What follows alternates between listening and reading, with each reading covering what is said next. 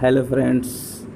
तो हम लोग इस विश्व के कृषि प्रदेश सीरीज़ में ये तीसरा और अंतिम वीडियो है जिसमें हम लोग बचे हुए कृषि प्रदेशों के बारे में अध्ययन करेंगे, जानेंगे, सुनेंगे, समझेंगे। तो अभी हम 8 से लेके 13 तक कृषि प्रदेशों का एक एक करके लेक्चर या व्याख्या सुनेंगे और देखेंगे। भूमध्य सागरीय कृषि प्रदेश नाम से स्पष्ट है, कहाँ पे होगा यह? भूमध्य से सागर के चारों तरफ। इसमें कौन कौन से देश हैं? दक्षिण एवं मध्य कैलिफोर्निया। ये तो भूमध्य सागर के पास नहीं है, लेकिन भूमध्य सागर जैसी जलवायु है। मध्य चिली में भी भूमध्य सागरीय जलवायु है। दक्षिण अफ्रीका में भी है। ऑस्ट्रेलिया का दक्षिण पश्चिम किनारा तथा दक्षिण ऑस्ट्रेलिया का मरे डार्लिंग प्रदेश, यहाँ पे क्या है? भूमध्य सागरीय प्रकार की जलवायु है। इसकी विशेषता क्या है कि यहाँ शीतकाल में वर्षा होती है और ग्रीष्मकाल शुष्क होती है, आर्द्रता रहित होती है। तो ऐसी परिस्थितियों में कृत्रिम सिंचाई की व्यवस्था करनी पड़ती है। यहाँ समतल उर्वरक मैदानों में गेहूं तथा मक्का के साथ फलों का उत्पादन होता है। रसदार फल भूमध्य सागरीय प्रदेश की पहचान है। उच्च पर्वतीय भूभाग, समुद्र तटीय मैदान, संकीर्ण घाटियाँ तथा लघु मैदानी क्षेत्र हैं। वर्षा फलोत्पादन प्रधान कृषि कार्य है, यानी कि वर्षा होगी तो फल का उत्पादन होगा। इस प्रदेश में जलवायु एवं धरातल, फसलोत्पादन एवं पशुपालन की विविधता भी है। अब हम देखते हैं कि भूमध्य सागरीय कृषि पद्धति में जीवन निर्वाही एवं व्यापारिक दोनों प्रकार की कृषि की जाती है। जीवन निर्वाही का मतलब जीने के लिए, जिंदा रहने के लिए जो खाद्यान्न होता है उनका उत्पादन होता है, और व्यापारिक मतलब पैसे कमाने के लिए व्यापार के उद्देश्य से जो फसलें हैं वो भी उगाई जाती हैं। दोनों पद्धतियों का क्षेत्रीय महत्व, वर्षा की मात्रा, बाजार की निकटता, कृषि की कुशलता एवं श्रम एवं उद्यम प्रोत्साहन पर निर्भर होती हैं। अभी भूमध्य रेखा के आसपास के जो देश हैं, मोरक्को, अल्जीरिया तथा ट्यूनीशिया में वर्षा बहुत कम होती है, इसलिए यहाँ पे क्या होगा? गेहूँ होगा, जौ, जैतून होगी। सैन जैक्विन में कम वर्षा के कारण गोंद, सब्जी तथा कपास उत्पादन होता है। अभी भूमध्य सागर के एकदम किनारे में स्थित देशों में यूनान में अंगूर और गोंद, स्पेन में संतरा, जैतून तथा अंगूर, दक्षिणी कैलिफोर्निया में संतरा, शीतकालीन सब्जियां होती हैं। यहाँ कोमल आर्द्र शीतकाल, उष्ण शुष्क ग्रीष्मकाल, पर्वतीय समीपता, गिरिपदीय मैदान तथा छोटी छोटी घाटियाँ के कारण यहाँ 4 प्रकार की कृषि पद्धति प्रचलित है। मौसमी वर्षा की सहायता से खाद्यान्न फसलों एवं सब्जियों का उत्पादन, सिंचाई विहीन बागाती फसलों का उत्पादन, गर्मी में सिंचाई से पैदा होने वाले फल, सब्जियां एवं चारा फसलों की फसलें, चारागाही एवं पशुपालन व्यवस्था। मौसमी वर्षा की सहायता से खाद्यान्न फसलों एवं सब्जियों का उत्पादन, ये मुख्य रूप से कैलिफोर्निया में शीतकालीन सब्जियों के उत्पादन होता है। पश्चिमी यूरोप तथा पूर्वी संयुक्त राज्य अमेरिका के सघनतम जनसंख्या वाले शहरी केंद्रों को भेजा जाता है। यहाँ से सिंचाई विहीन बागाती फसलों का उत्पादन, इसमें लता वाली फसल होता है। इसमें जैतून, अंगूर, अंजीर और खजूर भी शामिल है। जैतून का निर्यात की दृष्टि से भूमध्य सागरीय प्रदेश का एकाधिकार है। यहाँ विश्व का 90% जैतून का उत्पादन होता है। कौन कौन से देश हैं? ट्यूनीशिया, स्पेन, पुर्तगाल, यूनान, इटली, मोरक्को और अल्जीरिया, ये सभी जैतून के मास्टर हैं।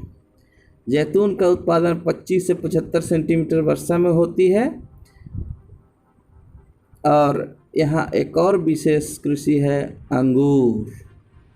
भूमध्य सागरीय क्षेत्र, ऑस्ट्रेलिया, दक्षिण अफ्रीका तथा चिली के कुछ भागों में शुष्क पद्धति से अंगूर की कृषि की जाती है, जबकि स्पेन तथा इटली में अंगूर मिश्रित कृषि के रूप में। नेक्स्ट है गर्मी में सिंचाई से पैदा होने वाले फल, तरकारी एवं चारा की फसलें।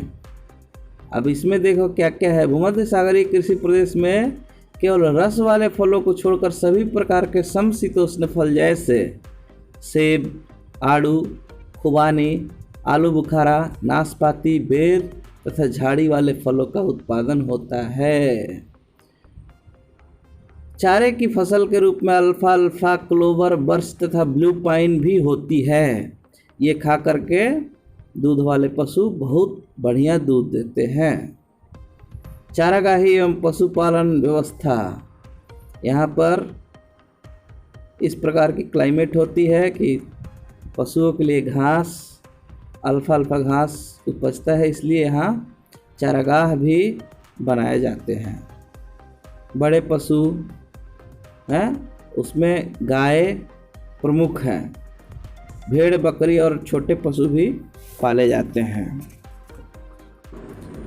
व्यापारिक अनाज उत्पादक कृषि प्रदेश, यहाँ पर सबसे ज़्यादा जिस चीज़ का सहारा लिया जाता है वो है टेक्नोलॉजी। टेक्नोलॉजी के विकास के कारण ही ये संभव हो पाया है कि mid temperate, mid latitude region में कुछ देश हैं जैसे यूएसए, कनाडा का प्रेयरी, अर्जेंटीना का पंपास, ऑस्ट्रेलिया तथा रूस के स्टेपीज जैसे मैदानी भागों में विस्तृत भूभाग पर कृषि में मशीनीकरण, बड़े पैमाने के फार्मों पर कृषि कार्य, एक फसल का विशेषीकरण, अधिकतम पूंजी निवेश, इन सब के कारण यहाँ पर एक्सटेंसिव फार्मिंग होती है। बड़े पैमाने पर कमर्शियल अनाज का उत्पादन होता है और इसकी सबसे बड़ी फसल है गेहूँ। बड़े बड़े आकार के फार्मों में गेहूं की व्यावसायिक कृषि की जाती है। कृषि पूर्णतः मशीनीकृत है, यानी कि मशीन कृषि में सहायता करते हैं। किस्मों के वैज्ञानिक परिवर्धन भी किया जाता है, यानी कि उनका ऐसा नस्ल विकसित किया जाता है, ऐसी प्रजाति विकसित की जाती है जो हर तरह से रोगों से लड़ने में और ज़्यादा फसल उत्पादन देने में माहिर हो। यहाँ से गेहूं को अंतर्राष्ट्रीय बाजार में निर्यात किया जाता है। उत्तरी एवं मध्य संयुक्त राज्य अमेरिका तथा कनाडा का वसंतकालीन गेहूं के पेटी, कोलंबिया पठार की अति शीतकालीन गेहूं पेटी, अर्जेंटीना का अर्धचंद्राकार गेहूं पेटी, ऑस्ट्रेलिया में मरे डार्लिंग बेसिन का अर्ध शुष्क समतल मैदानी प्रदेश, दक्षिण पश्चिम भूमध्य सागरीय गेहूं की पेटी तथा रूस की गेहूं पेटी प्रमुख व्यापारिक खाद्यान्न उत्पादक क्षेत्र हैं। इन भागों में प्राकृतिक, सामाजिक, सांस्कृतिक दशाएं यहाँ के विकसित कृषि के प्रारूप के निर्धारक तत्व हैं। यहाँ जो गेहूं का उत्पादन होता है वो उसका पैदावार इसलिए ज़्यादा है क्योंकि तकनीकी विकास, उर्वरक, उन्नत बीज तथा दवाओं का प्रयोग बहुत अच्छी तरीके से किया जाता है। इसके पहले हम लोग देखें कि व्यापारिक अनाज उत्पादक कृषि, लेकिन अभी जिसकी बात करेंगे इसमें अनाज तो है ही है, इसमें फसल के साथ साथ पशु भी शामिल हैं, यानी कि यह एक मिश्रित कृषि पद्धति है जिसमें फसल उत्पादन तथा पशुपालन कार्य एक साथ, वो भी व्यापारिक दृष्टिकोण से किया जाता है। ये शुरू में यूरोप में था, बाद में सभी महादेशों में फैल गया। तो इनके प्रमुख क्षेत्र कौन कौन से हैं देखते हैं। संयुक्त अमेरिका, यूरेशिया। अब इसमें देखेंगे संयुक्त राज्य के Indiana, Ohio, Iowa, Nebraska, Illinois, Virginia, Tennessee, Georgia तथा ओक्लाहोमा में होता है। और मिश्रित कृषि पद्धति Austria, Belgium, Denmark, Finland, France, Ireland, Luxembourg, Norway, Sweden, United Kingdom, Switzerland तथा बुल्गारिया, चेकोस्लोवाकिया, पूर्वी जर्मनी, हंगरी, रोमानिया, पोलैंड में भी की जाती है। तो ये मुख्य रूप से विकसित देश हैं। यहाँ पे फसल के साथ साथ पशुपालन, एक साथ पशुओं को खिलाने के लिए फसल उगाया जाता है। यूएसए में मक्का तथा गेहूं का मिश्रित उत्पादन है और उत्पादन अधिक हो जाता है तो पशुओं को खिला दिया जाता है। यहाँ सूअर, गाय, भेड़, मुर्गियाँ, घोड़ा प्रमुख पशु हैं जिनसे मांस, चमड़ा, ऊन, अंडे प्राप्त किया जाता है। गाय से दूध और मांस प्राप्त किया जाता है। ये जो फार्म होते हैं जिसमें खेती भी होती है और पशु भी रहते हैं, बहुत बड़े आकार के होते हैं और फार्मों का औसत क्षेत्रफल 60 हेक्टेयर।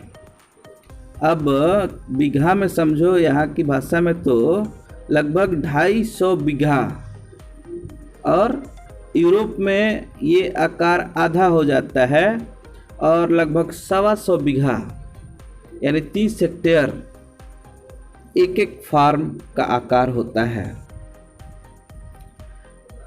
फसल चक्रण पद्धति, यहाँ जो फार्म में कृषि होती है, ऐसा नहीं है कि एक ही फसल लगातार कई एक वर्षों तक उगाया जाता है। इसमें क्या करते हैं कि मिट्टी का उपजाऊपन बनाए रखने के लिए 6 वर्ष के सस्यावर्तन की पद्धति है, जिसमें प्रथम वर्ष जई, द्वितीय वर्ष आलू, तृतीय वर्ष जई और फिर इसी प्रकार से अन्य 3 वर्षों में घास की कृषि की जाती है। नेक्स्ट इसका जो विशेषता है, अधिक पूंजी निवेश। अब 250 बीघा का और 125 बीघे का खेत होगा तो उसमें आप समझ सकते हैं कितनी अधिक पूंजी की आवश्यकता होती होगी। इसलिए यह विकसित देशों में ही संभव हो पाया है। यहाँ श्रमिक, रासायनिक खाद, उत्तम बीजों, दवाइयों का भरपूर प्रयोग होता है, मशीनों का, टेक्नोलॉजी का भरपूर प्रयोग होता है, इसलिए पैसा तो लगेगा ही। अभी हम लोग देखे थे व्यापारिक फसल और पशु उत्पादक। इसमें हम लोग देखेंगे कि निर्वाह फसल यानी कि सिर्फ खाद्यान्न का उत्पादन हो और इतना ही हो कि हम खा पी के ज़िंदा रह सकें, और उसके साथ पशु उत्पादक। तो ये कहाँ पे होगा, थोड़ा सा दिमाग लगा करके देखिए। तो ये ऐसे जगहों पे होगा जो काफ़ी रिमोट एरिया हो और वहाँ थोड़ा कंडीशन जो है टफ हो, रफ हो। इस कृषि व्यवस्था का शुरुआत उत्तरी यूरोप में हुआ। इस प्रकार की कृषि तुर्की, उत्तरी ईरान, मध्यवर्ती एशिया तथा उत्तरी साइबेरिया में है। यहाँ की कृषि भौगोलिक दशाएं कृषि के लिए अनुकूल नहीं है, इसलिए पशु आसानी से यहाँ पाले जाते हैं और जो थोड़ा बहुत खेती हो जाता है भगवान भरोसे या प्रकृति के हल्के फुल्के बारिश के भरोसे, उससे पेट चल जाता है, गुजारा हो जाता है। लेकिन विकासशील युग में इस प्रकार की कृषि पद्धति में क्रांतिकारी परिवर्तन आया है। अब यहाँ भी व्यापारिक फसलोत्पादन तथा पशुपालन कृषि का रूप धारण कर रही है। अति शीत तथा अति शुष्कता के कारण यहाँ वर्ष में एक ही फसल पैदा हो पाती है, जिसके कारण पशुपालन आवश्यक हो जाता है।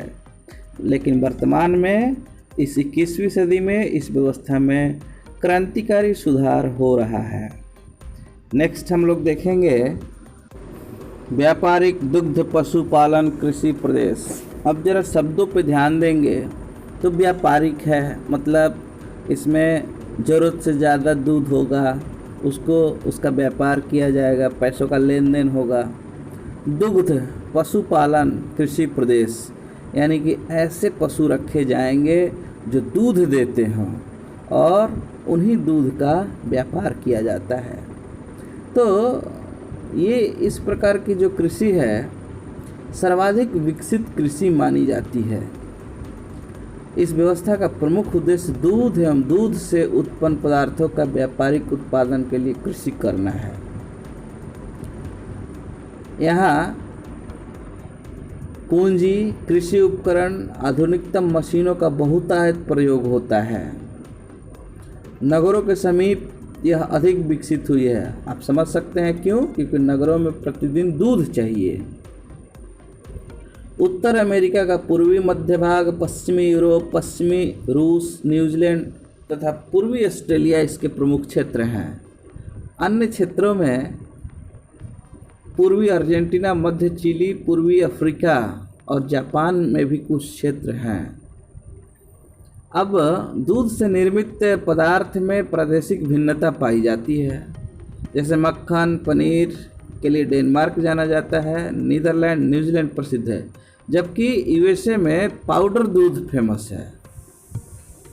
इसी प्रकार विश्व में इसके उपभोग में भी अंतर पाया जाता है। यूएसए में प्रति व्यक्ति प्रति वर्ष 700 पाउंड दूध। पश्चिमी यूरोपीय राष्ट्रों में आयरलैंड, स्वीडन, फिनलैंड में 1000 से 1500 पाउंड, ऑस्ट्रिया में 950 पाउंड, न्यूजीलैंड में 1300 पाउंड से अधिक और दक्षिण अफ्रीका के दक्षिणी देशों में 500 पाउंड। जबकि अन्य देशों की बात करें, चीन, जापान, भारत में केवल 50 पाउंड प्रति व्यक्ति प्रति वर्ष उपभोग है। उत्पादन की बात नहीं कर रहा हूँ, उपभोग का मतलब खाते पीते हैं। न्यूजीलैंड, डेनमार्क, ऑस्ट्रेलिया क्रमशः 29, 20 और 10% दूध का निर्यात करते हैं। सबसे बड़े आयातक के रूप में ब्रिटेन है, रूस हैं। पनीर निर्यातक देश हैं Netherlands, New Zealand, Denmark, Switzerland, France. और उसका आयात कौन करता है? Britain, Germany, Belgium. वर्तमान में ये दूध वाली जो कृषि है इसकी महत्ता बढ़ी है। विश्व के देशों में जीवन स्तर में सुधार के कारण दूध की मांग बढ़ गई है। पशुओं की नस्लों में सुधार तथा दुग्ध उत्पादकों को अधिक समय तक सुरक्षित रखने के लिए मशीनों का प्रयोग, सरकारी प्रोत्साहन के कारण यह उद्यम अपनी चरम सीमा तक पहुंच रहा है। अब हम देखेंगे विशेषीकृत बागवानी या उद्यान कृषि प्रदेश। आप नाम से समझिए, बागवानी का मतलब ऐसे फसल जो बागों में होते हैं, और उद्यान का मतलब भी वही होता है, गार्डन में जो फसल होते हैं। इसमें क्या हो सकते हैं? फल हो सकते हैं, फूल, सब्जी। ये उत्तर पश्चिम Europe, Great Britain, Denmark, Belgium, Netherlands, France, Germany देशों की सघनतम आबादी वाले क्षेत्रों में की जाती है। क्यों की जाती है? क्योंकि बड़े शहरों में सब्जियों का, फलों का, फूल का प्रतिदिन बहुत ज़्यादा डिमांड होती है। तो उसको पूरा करने के लिए इन शहरों के नज़दीक ही छोटे छोटे फार्म विकसित किए जाते हैं और उसमें इस प्रकार की कृषि की जाती है। संयुक्त राज्य अमेरिका में इस प्रकार की कृषि को ट्रक फार्मिंग कहा जाता है। क्यों कहा जाता है? क्योंकि इन फार्मों से ट्रक में फल, फूल और सब्जी भर के शहरों में भेजा जाता है। अब देखिए, रेफ्रिजरेटर की व्यवस्था से जलयान, रेल के डिब्बों, ट्रकों में पैक करके ताज़ी साग सब्जी, फल फूल दूर दूर तक निर्यात की जाती है। तो इस प्रकार की कृषि को स्पेशलाइज्ड किसके लिए है? महानगरों के लिए। फल फूल सब्जी बागानी है, उद्यान में होते हैं। तो इस प्रकार की कृषि बहुत ही विकसित हो रही है। इस प्रकार विश्व के कृषि प्रदेश का यह तीसरा वीडियो यहीं पे समाप्त होता है। इन तीनों वीडियो को बनाने में मटेरियल के रूप में आर्थिक भूगोल के मूल तत्व जगदीश सिंह, काशीनाथ सिंह और आर्थिक भूगोल SBPD पब्लिकेशन, डॉक्टर चतुर्भुज मेमोरियल और BL शर्मा की पुस्तकों के अलावा इंटरनेट का सहारा लिया गया है। आप लोगों को कैसा लगा बताएंगे। बहुत बहुत धन्यवाद।